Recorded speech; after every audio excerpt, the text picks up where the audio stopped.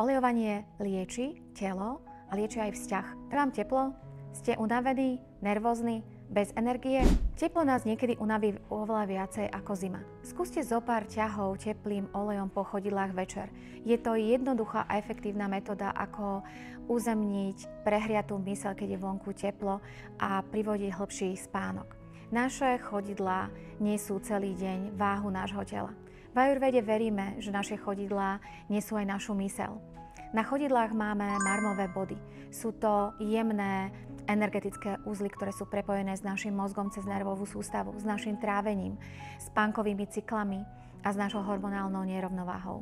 Olejovanie aktivuje parasympatikus a náš mozog dostáva správu. Je čas pustiť napätie.